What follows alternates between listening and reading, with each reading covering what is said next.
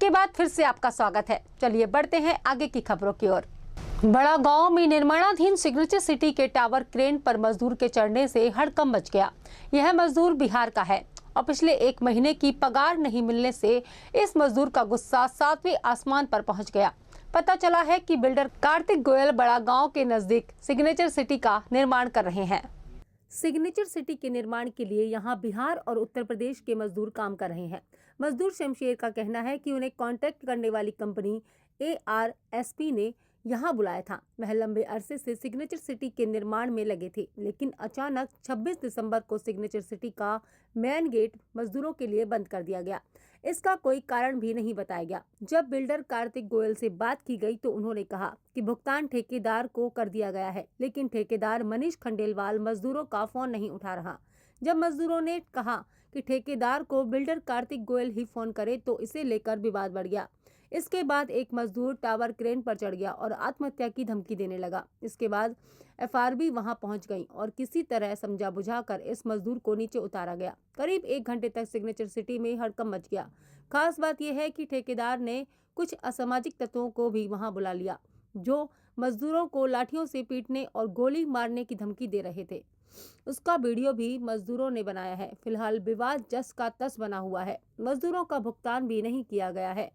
वो चला ऊपर चढ़ा हुआ था, उसके बाद वो आ गया नीचे उतर के, वो चला गया। उसके बाद वापस वो उसको नीचे उतार लिया है और वो आराम से अपने घर गया। नहीं तो क्या मामला है? पब्लिक जी लेबर उधर मचा रही है, कह रहा है कि हमको तनख्वाह नहीं मिली, किस वजह से? अब वो जी इनके ठेकेदार और वो जाने, अभी इतना मेरे को कोई नॉलेज नहीं है। जो होगा तो आपको बताया। कहाँ काम करती हूँ आप? हम सिग्नेचर सिटी में काम करती हूँ। क्या बात है, क्या पैसे क्यों नहीं दे रहे? सर मैं बताऊँ, पैसे मालक नहीं दे रहा है। क्यों नहीं दे रहे? 2 महीने 3 महीने से काम कर रहे हैं। छाता डालना था, अचानक उसने मना किया। सब लोग आए थे यहाँ पे, किसी को अंदर नहीं घुसाया और झुग्गी पे जाती है, धमाका मचाती है, दंड होती है, बोलती है पैसा तो तुम्हें मिल गया, तुम्हारे ठेकेदार को दे दिया। हमने बोला ठेकेदार को दे दिया तो सामने बात करो ना। वो सामने नहीं बात कर रहा, क्या सामान फेंक देगा तुम्हें भी मार पीटेंगी। इसीलिए हमने यहाँ पे आए, डंडा लेके पड़ रहे हैं। मैं सर बिहार का रहने वाला हूँ। सर मैं बिहार से यहाँ आया था काम करने। मध्य प्रदेश MP ग्वालियर ईस्ट है ये कंपनी का नाम है सिग्नेचर सिटी फिनवे। जो हमने इनके थ्रू, जो हमारा कंपनी है ARSP, इनसे काम ली। एक इन्होंने 26 तारीख को गेट में लगा दिया ताला, कर दिया बंद, एक भी लेबर को अंदर जाने नहीं दिया। इन लोगों ने 3 तारीख का टाइम दिया, हम लोगों ने आए, यहाँ कुछ हुआ नहीं, हम लोग चले गए। उसके बाद हम लोगों ने आज जब आए हैं गेट पे हम लोग थे घरे, यहाँ पर आया एक स्टाफ, उनका नाम है सौरभ जंदोटिया जी। उनका मैं वीडियो पूरा रखा हूँ, लेबरों ने भी रखा है। ये मारने पीटने की धमकी, लट बजाऊंगा, ये करूंगा पूरा। अभी जस्ट 2 मिनट पहले ही कम से कम 10 गार्ड था, स्टाफ भी थे, इनमें सब के सब लट लेकर आया, हम लोगों को धक्का मार के वहाँ कर दिया। हमने अपने लेबरों को यहाँ से समेट के ले गया और ये लोग कह रहे हैं कि हम तुम्हारे ठेकेदार को पैसा दे दिए हैं।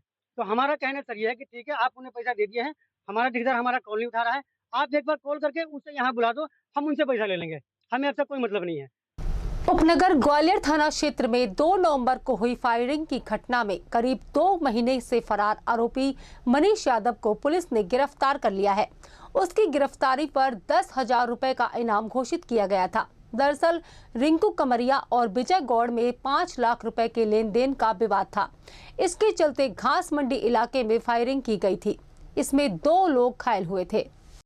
2 नवंबर की रात जब पुलिस हवलदार का बेटा विजय किसी युवक को छोड़ने घास मंडी गया था, उसी समय उस पर दर्जन भर लोगों ने फायरिंग कर दी थी। पता चला है कि वहां 35 से ज्यादा गोलियां चलाई गई थी। इसमें हवलदार का बेटा विजय सहित 2 लोग घायल हो गए थे। यह घटना घास मंडी के कोटेश्वर रोड पर हुई थी।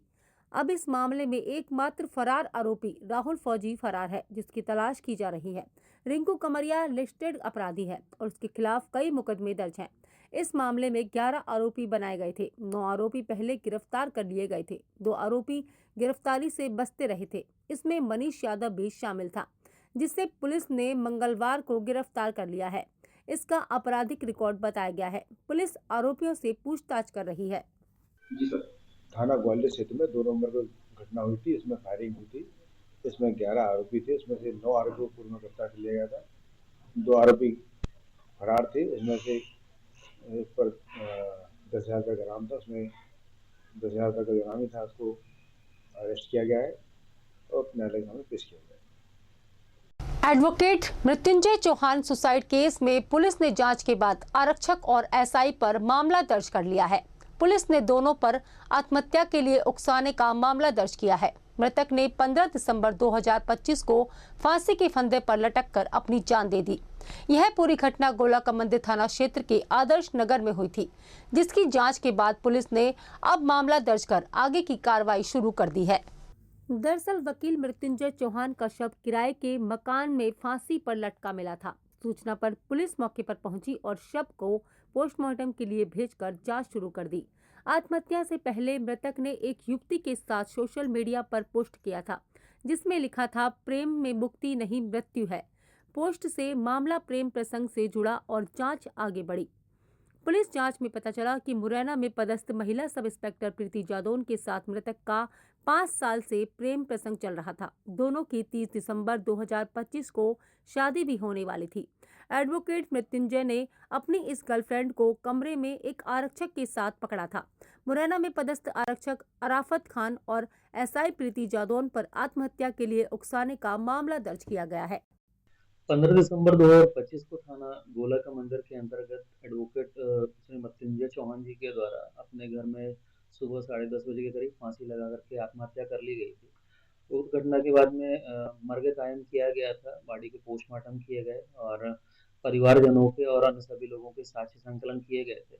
मर्ग जांच के बाद में और कथनों के आधार पर प्रमाणित पाया गया कि सब इंस्पेक्टर प्रीति जादौन और आरक्षक अराफात खान इनके द्वारा शारीरिक मानसिक प्रताड़ना से तंग आने के कारण उनके द्वारा आत्महत्या की गई है और उक्त जांच के आधार पर प्रकरण पंजीबद्ध किया गया है और जांच योजना की जा रही है।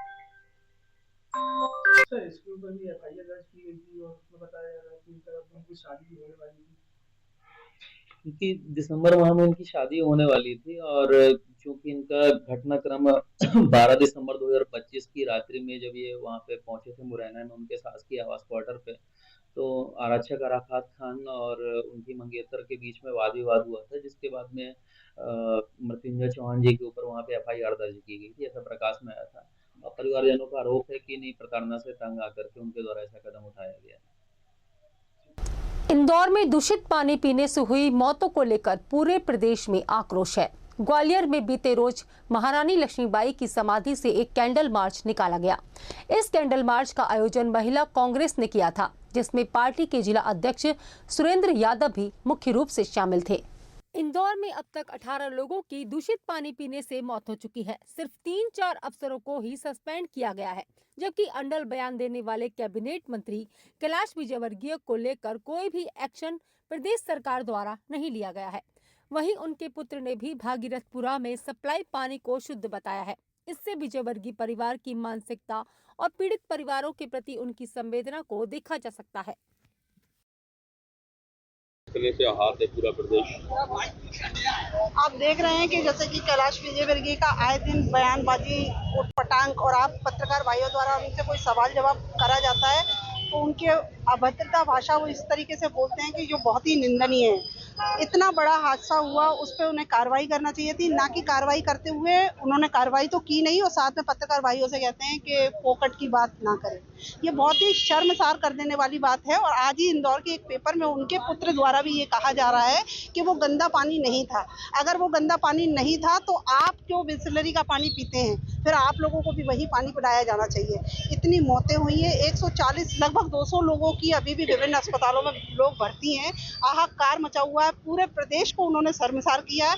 मुख्यमंत्री जी को उनसे इस्तीफा लेना चाहिए नैतिकता के आधार पर, महापौर को भी देना चाहिए और जो अधिकारी हैं उनको भी दंडित करना चाहिए। इस तरीके की अगर घटनाएं पर रोक नहीं लगेगी तो महिला कांग्रेस, प्रदेश महिला कांग्रेस और पूरी प्रदेश कांग्रेस सड़कों पर उतरेगी, जनता की लड़ाई लड़ेगी, निरंतर ये लड़ाई जारी रहेगी। उनको नैतिकता के आधार पर फोकट मंत्री, घंटा मंत्री जो इस तरीके की अभद्र भाषा का वो प्रयोग करते हैं उनको तुरंत इस्तीफा दे देना चाहिए और मुख्यमंत्री जी को उनसे इस्तीफा लेना चाहिए। कैंडल मार्च निकाला है, क्या है? इंदौर में जो दूषित पानी पीने से बच्चों सहित 15-16 लोगों की मौत हुई, और 200 से ज़्यादा लोग भर्ती हैं। आज हमारी महिला कांग्रेस ने ग्वालियर में उन बच्चों को, उन व्यक्तियों को कैंडल मार्च निकालकर श्रद्धांजलि दी। बांग्लादेश में लगातार हो रही हिंदुओं की हत्या और वहां की सरकार द्वारा हत्यारों को समर्थन दिए जाने से वहां अल्पसंख्यक हिंदू समुदाय में लगातार आक्रोश बढ़ रहा है। उधर देश में भी इस नरसंहार की चारों ओर निंदा की जा रही है।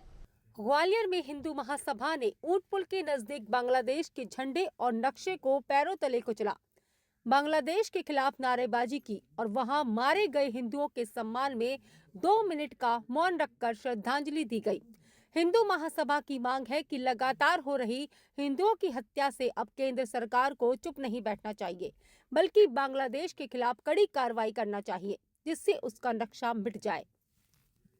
हिंदू महासभा ने ग्वालियर के अंदर बांग्लादेश के नक्शे को जूते मारकर उसको नामो निशान विश्व के पर्दे से हटाने की मांग केंद्र सरकार से की है और बांग्लादेश के झंडे को जो है नस्तानूर किया है। डबरा तहसील के पिछोर थाना क्षेत्र में भरोली गांव के नजदीक बीती रात बाइक सवार 2 युवक रेत से भरी ट्रैक्टर ट्रॉली से भिड़ गए। ट्रॉली में पीछे लाइट नहीं थी, इसीलिए अंधेरे और कोहरे के कारण महेश बघेल को ट्रैक्टर ट्रॉली नहीं दिखी, जिसके कारण वह दोनों गंभीर रूप से घायल हो गए। महेश बघेल की मौके पर ही मौत हो गई, जबकि महेश प्रजापति को इलाज के लिए पहले पिछोर फिर डबरा अस्पताल भेजा गया। उसकी हालत भी गंभीर बनी हुई है। ग्वालियर चंबल अंचल में इन दिनों कड़ाके की ठंड पड़ रही है, साथ ही घना कोहरा छाया हुआ है। गुरुवार को तो सुबह 7 बजे अंधेरा सा था। इक्का दुक्का वाहन जो चल भी रहे थे वह भी हेडलाइट जलाकर चल रहे थे। कोहरे के कारण दृश्यता घटकर 40 मीटर रह गई। घने कोहरे के कारण सड़क और रेल यातायात पर व्यापक असर पड़ा है। उत्तर भारत से आ रही ज्यादातर ट्रेनें घंटों लेट चल रही हैं। लोगों का कहना है कि उन्होंने पिछले कई सालों में ऐसी ठंड और कोहरा नहीं देखा, लेकिन मजबूरी में उन्हें घर से निकलना पड़ता है। अभी के लिए इतना ही, कल फिर मिलेंगे नई खबरों के साथ। तब तक के लिए जुड़े रहें SKS न्यूज के साथ। नमस्कार।